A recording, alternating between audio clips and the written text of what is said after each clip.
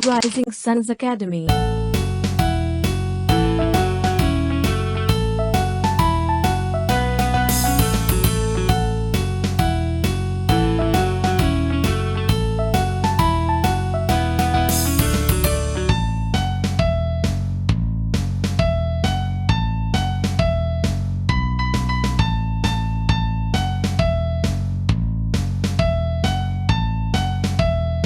नमस्कार दोस्तों, आप सभी का बहुत बहुत स्वागत है हमारे इस प्लेटफॉर्म पर। आज है 24 मई 2021 और हम देखेंगे 24 मई का करंट अफेयर। आप सभी जानते हैं हम करंट अफेयर के सेशन में जुड़ते हैं रोज सुबह 11 बजे।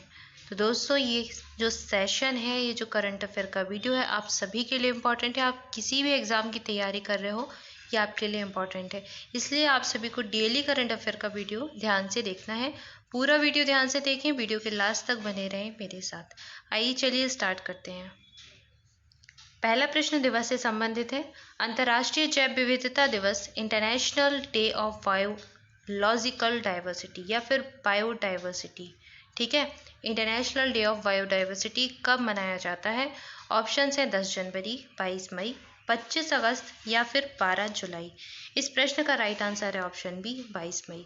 तो 22 मई के दिन मनाते हैं अंतर्राष्ट्रीय जैव विविधता दिवस। बहुत इंपॉर्टेंट डे है, इंटरनेशनल बायोडाइवर्सिटी डे भी आप इसको कह देते हैं।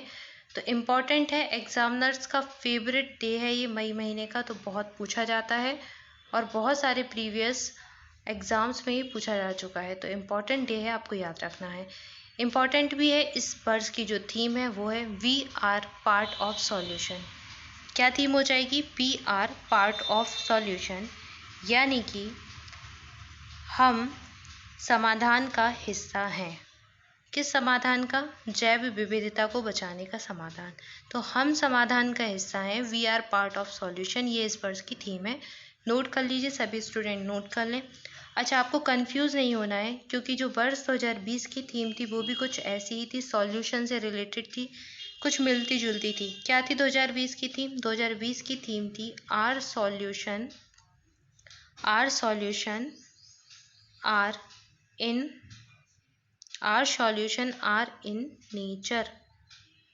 नेचर। तो our solution are in nature, ये 2020 की थीम थी। सॉल्यूशन उसमें भी था, सॉल्यूशन इसमें भी है, we are part of solution इस वर्ष की थीम हो जाएगी। तो कंफ्यूज नहीं होना है, इस वर्ष की थीम हो जाएगी हम समाधान का हिस्सा हैं। और वर्ष 2020 की थीम थी हमारे समाधान प्रकृति में है, ठीक है। तो पिछली बार जो थीम थी वो नेचर भी इंक्लूडेड था, इस बार जो भी है वो वी, यानी कि हम। वी पर फोकस कीजिए तो आपको इस वर्ष की थीम याद हो जाएगी। किस चीज़ की थीम है? अंतर्राष्ट्रीय जैव विविधता दिवस, इंटरनेशनल बायोडाइवर्सिटी डे। कब मनाते हैं? 22 मई को मनाते हैं। किसके द्वारा मनाया जाता है? इसको मनाने की घोषणा की थी संयुक्त राष्ट्र ने, संयुक्त राष्ट्र महासभा के द्वारा ये मनाया जाता है। अच्छा, बात कर लेते हैं संयुक्त राष्ट्र की, क्योंकि ये संस्था भी इम्पोर्टेंट है, इससे बहुत प्रश्न बनते हैं। तो इसका जो हेडक्वार्टर है, यानी कि जो यूएन का हेडक्वार्टर है, वो है न्यूयॉर्क में। कहाँ पर? अमेरिका के न्यूयॉर्क शहर में। यूएसए का एक न्यूयॉर्क शहर है, वहाँ पर इसका हेडक्वार्टर हो जाएगा, न्यूयॉर्क में।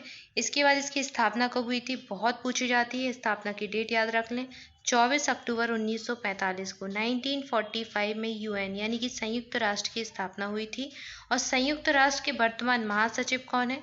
तो वो ये हैं एंटोनियो गुटेरस। कौन है? एंटोनियो गुटेरस, ये पुर्तगाल के हैं और ये संयुक्त राष्ट्र महासभा के भी वर्तमान महासचिव हैं, ठीक है। तो इतनी जानकारी आपको याद रखनी है। आइए बढ़ते हैं आगे, देखते हैं अगला प्रश्न। अगला प्रश्न दिवस से संबंधित है। विश्व कछुआ दिवस यानी कि वर्ल्ड टर्टल डे कब मनाया जाता है? ऑप्शन है 22 मई, 23 मई, 24 मई या फिर 25 मई। इस प्रश्न का राइट आंसर हो जाएगा ऑप्शन बी, 23 मई। 23 मई के दिन मनाते हैं वर्ल्ड टर्टल डे, यानी कि विश्व कछुआ दिवस। और 2021 की थीम क्या है? Turtle rocks. क्या है? टर्टल रॉक्स, ये इस वर्ष की थीम हो जाएगी, तो नोट कर लीजिए आप लोग।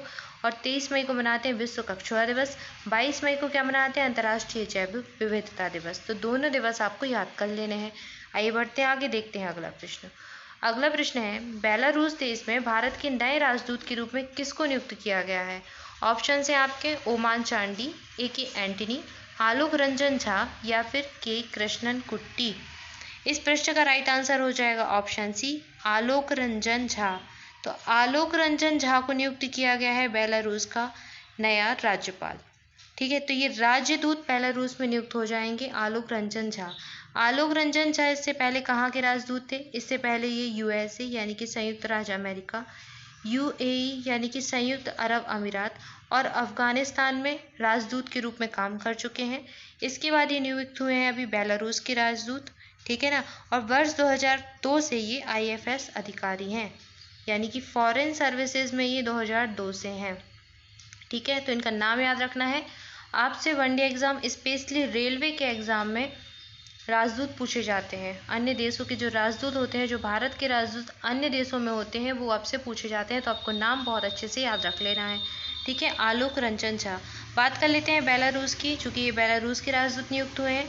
तो बेलारूस की जो राजधानी है, बेलारूस की राजधानी क्या है? मिन्स्क। क्या राजधानी है? मिन्स्क।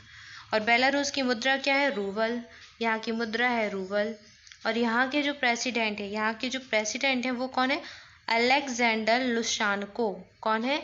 अलेक्जेंडर लुशानको यहाँ के प्रेसिडेंट हो जाएंगे। कहाँ के? बेलारूस के। और आलोक रंजन झा बनाए गए हैं भारत के राजदूत। कहाँ पर? बेलारूस में। तो याद रखना है आपको, ऑप्शन सी इस प्रश्न का राइट आंसर हो जाएगा।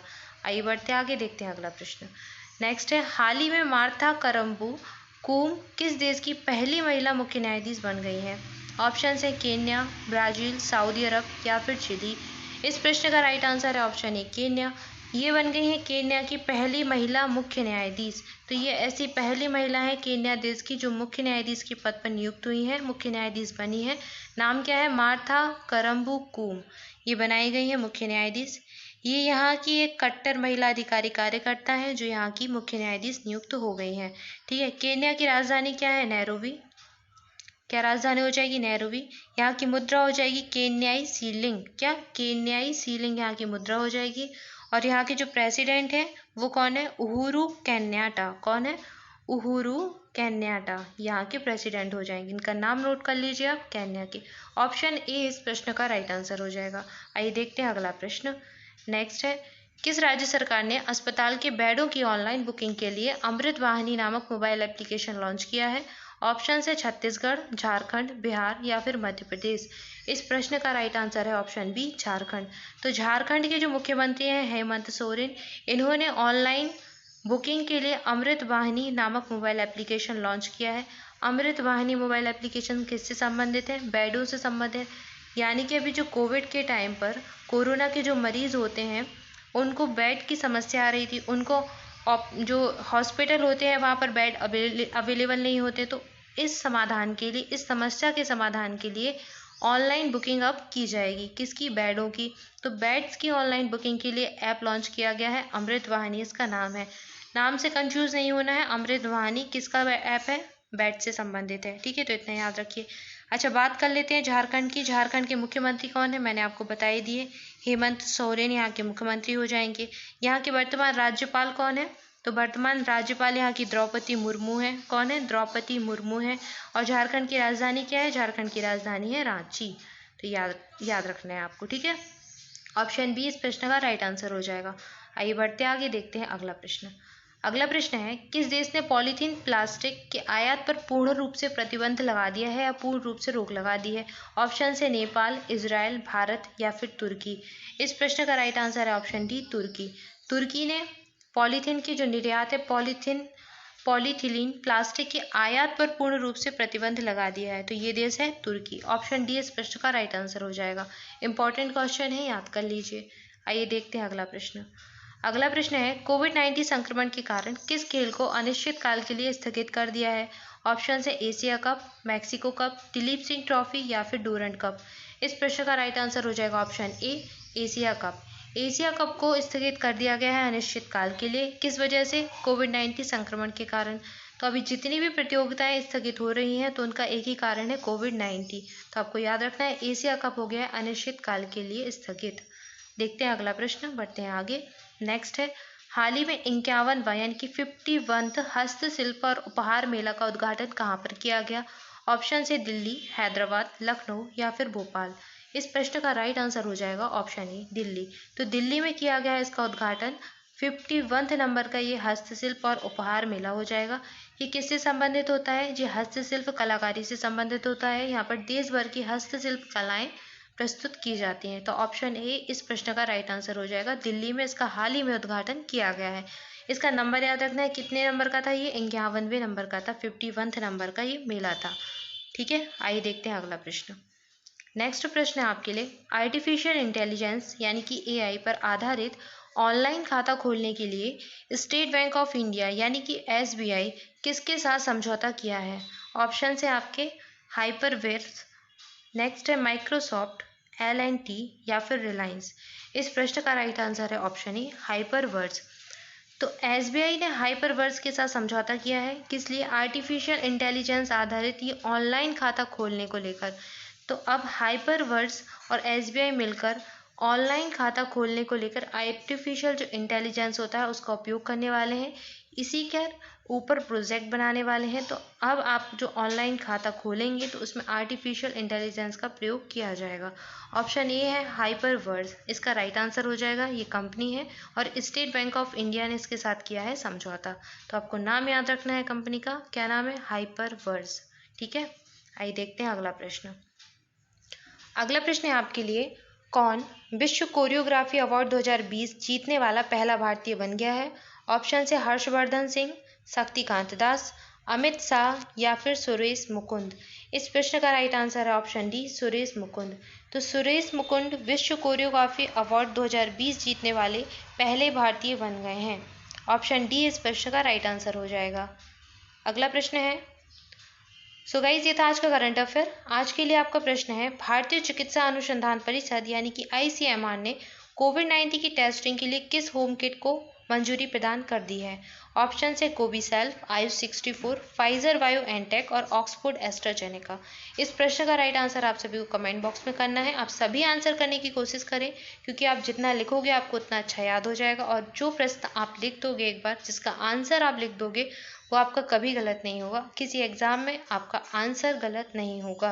तो ज़्यादा से ज़्यादा लिखने का प्रयास करें और सभी बच्चे आंसर करने की कोशिश करें। दोस्तों वीडियो को लाइक करना नहीं भूलना है, साथ ही अपने दोस्तों के साथ शेयर करें, आपके जितने भी स्टडी ग्रुप हैं उनमें शेयर करें, और आप अपने सोशल मीडिया प्लेटफॉर्म पर भी वीडियो शेयर कर सकते हैं। तो thank you guys for watching this video. आप सभी मस्त रहें, अपने घर पर रहें, सुरक्षित रहें और पढ़ाई करते रहें। Thank you so much. मिलते हैं नेक्स्ट वीडियो में।